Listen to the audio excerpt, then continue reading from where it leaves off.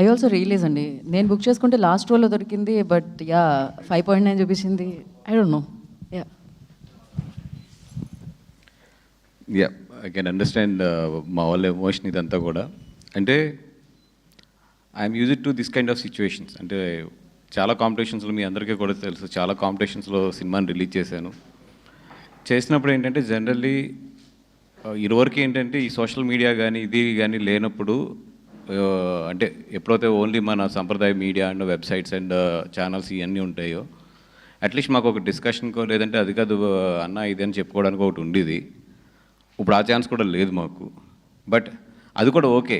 But still ఏంటంటే ఎక్కడ బాధపడుతున్నాం అంటే ఇది ఒక ఫార్ములా, చిన్న ఫార్ములా. దీన్ని ఎక్స్ప్లెయిన్ చేయాలంటే పొద్దున్న దాము గారు చెప్పాను, ఎంత సింపుల్గా ఉంటుందంటే, ప్రీమియర్స్ వేసాం, 200 టికెట్లు ఎవరో బుక్ చేస్తారు అవతల వాళ్ళు చేసి, ఆ ప్రీమియర్ అవ్వగానే they will get the chance. 1 కొడుకెళ్ళిపోతారు. సింపుల్ అంతే. ఎప్పుడైతే ఒక 200 టికెట్లకి 1 కొట్టారో మనది ఆటోమేటిక్గా 5 వచ్చేస్తుంది. 5కో లేదా 4కో 3కో మీ ఇష్టం. ఒక 300 టికెట్లు కొడితే ఎంత కావాలితే అంత కిందకు వస్తుంది. మనం పడుకుంటాం. పొద్దున్నే లేచినాడు కంగారు పడి అక్కడి నుంచి మళ్ళీ జనాలు కొట్టే వరకు మనం వెయిట్ చేసుకుని సినిమా బాగుంటే అది లేస్తుంది. సినిమా యావరేజ్గా ఉంటే ఆ 5 కాస్త 5.5 5.6 దగ్గరికి వచ్చి ఆగిపోయి సప్. ఇది జస్ట్ ఒక ప్రీమియర్ షోలో అవతల ఎవరన్నా మనల్ని దించాలనుకుంటే బుక్ మై షోలో ఒక 300 to 400 టికెట్లు అంటే 30,000 to 50,000 రూపాయలు ఖర్చు పెట్టుకుంటే అయిపోయింది అంతే. ఇది ఆ రేటింగ్ను కొలమానం తీసుకుంటారు చాలామంది.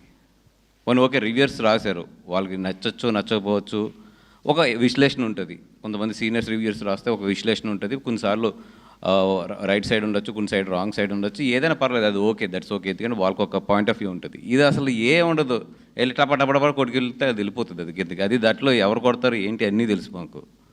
సో పొద్దున్న దాము గారు కూడా నేను చెప్పింది అదే, సార్ వదిలేసేయండి. బికాజ్ ఇప్పుడు జనాలు సినిమా చూసి కొంతమంది నిజంగా అలవాటు ఉన్న వాళ్ళు ఉంటారు, వాళ్ళు ఈవినింగ్ కల్లా కొంచెం బాగుంటుంది. లేదు ఈవినింగ్ కనుక మన రేటింగ్ పెరగబోతుంటే మనం యాక్సెప్ట్ చేసేయాలి దీన్ని.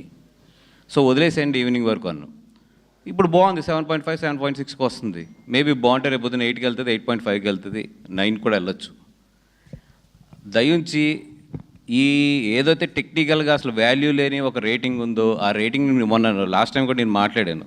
ఇప్పుడు నిజంగా ఒక రేటింగ్ పెట్టాలంటే దానికి కొన్ని కొలమానాలు ఉండాలి. అంతేగాని షో చేసిన తర్వాత మీరు పెట్టండి అంటే ఏమో 300 టికెట్లు బుక్ చేసి కొడితే అయిపోతుంది రేటింగ్ అది.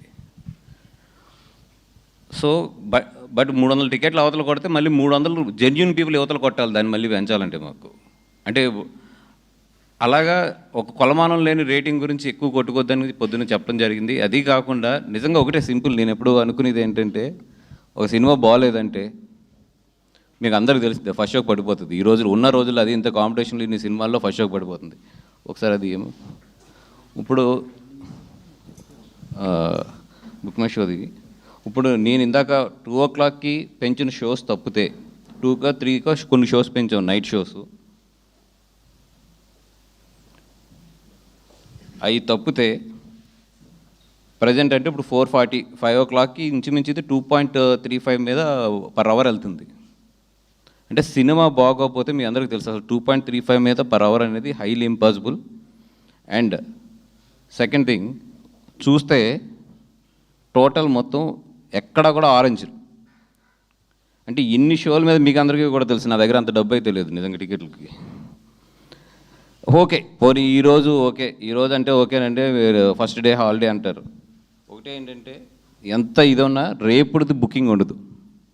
మీరు చూడండి బుక్ మై షో ఓపెన్ చేస్తే రేపు కూడా ఈ రేంజ్ ఆఫ్ ఫిలింకి నేను చెప్పేది, ఈ రేంజ్ ఆఫ్ ఫిలిం కూడా రేపు మీరు చూస్తే ఐనాక్స్ GVK1 లాంటివి కూడా ఇంచుమించు ఆరెంజ్లోకి వెళ్ళినాయి. రేపు కూడా ఇంచుమించు 20 to 22 షోలు ఆరెంజ్లోకి వెళ్ళినాయి. అంటే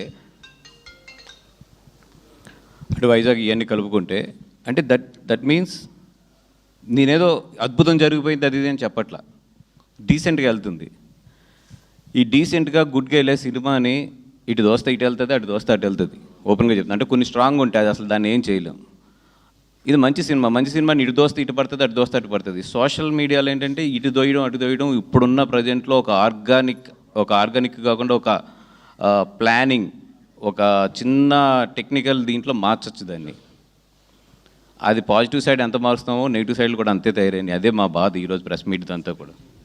అది పర్సెప్షన్ చేంజ్ అంటారు. పర్సెప్షన్ చేంజ్ చేయడం అనేది ఇటు సైడ్ మేము వర్క్ చేస్తుంటే అటు సైడ్ ఆల్ వర్క్ చేస్తారు. బట్ మాకున్న ఒకే ఒక్క మంచిదనం ఏంటంటే అదర్ ఫిల్మ్స్ మీదకి we don't want to go. అది ఏమైనా సరే, నేను ఎంత లాస్ అయినా ఏదైనా సరే, I don't want to go on the other films because అది కర్మ సిద్ధాంతం. అది ఈ రోజు కనుక మేము అది చేస్తే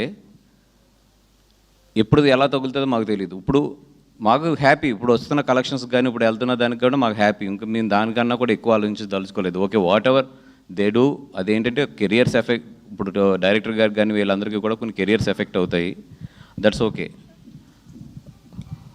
బట్ నా రిక్వెస్ట్ ఒకటి ఏంటంటే, చాలామంది సీనియర్ జర్నలిస్టులు ఉన్నారు, చాలామంది ఉన్నారు. ఇప్పుడు సోషల్ మీడియా అనేది మీకు తెలుసు ఎలాగ వెళ్తుంది ఏంటి, అది అంతా ఒక ఆర్గనైజ్డ్ ఇది కింద తయారైంది, ఇదంతా కూడా మీకు అందరికీ తెలుసు. అట్లీస్ట్ ఈ నెగిటివ్ క్యాంపెయిన్ గురించి ఇట్ల గురించి మీరు ఎక్స్పోజ్ చేయండి. నేను అడిగేది అది, కొంచెం నేను రిక్వెస్ట్ చేసేది ఎక్స్పోజ్ చేయండి. ఎందుకంటే ఇప్పుడు నిజంగా ఇప్పుడు కొంతమంది రాసిన రివ్యూస్ 100% నేనైతే రెస్పెక్ట్ చేస్తాను. ఎందుకంటే that is there personal perspective, ఒక్కొక్కరికి ఒకటి ఉంటుంది, దాని నుంచి వాళ్ళు రాస్తారు. బట్ ఏంటంటే కొన్ని సోషల్ మీడియాలో చిన్న అవి సైట్స్ కూడా, పెద్ద సైట్స్ ఉండవు, బట్ బూతులు తిడతా రాస్తారు వాళ్ళు. అది తీసుకుని ఇంకో బ్యాచ్ ఏం చేస్తుంది అంటే దాన్ని పంపం చేస్తుంది. మీరు చూస్తే ఏంటంటే దాని ఫాలోవర్స్, అట్లా రాసిన ఫాలోవర్స్ అంతా 100, 200, 300 ఉంటారు. బట్ వ్యూస్ చూస్తే 21, 30,000, 50,000, 60,000 వ్యూస్ ఉంటాయి. దట్ మీన్స్ దాన్ని బూస్ట్ పెట్టారనికి. అది వెరీ సింపుల్, అది లాజిక్ అది. సో ఇట్లాంటివన్నీ కూడా చూసాము, ఇవన్నీ తెలుసు టెక్నికల్గా. కాకపోతే ఏంటంటే నవ్వుకుంటూ వెళ్ళిపోతూ ఉంటాం అంతే. ఇంకా అంతకన్నా కూడా ఎక్కువ ఆలోచించి అది బుర్రకు తీసుకుని ఇది చేసుకోకూడదు. ఎందుకంటే కాంపిటీషన్లో ఉన్నప్పుడు కొన్ని తయారయ్యాయి అలా ఆర్గానిక్గా. అది ఒకసారి చాలాసార్లు నేను ఫేస్ చేశాను. ఇప్పుడు వీళ్ళకి తగిలినప్పుడు ఆ ఎమోషన్ బయటకు వస్తుంది. నా ఎమోషన్లు ఇవన్నీ అయిపోయి సరైన ఒక సాధువు కింద తయారైపోయాను నేనైతే. మనం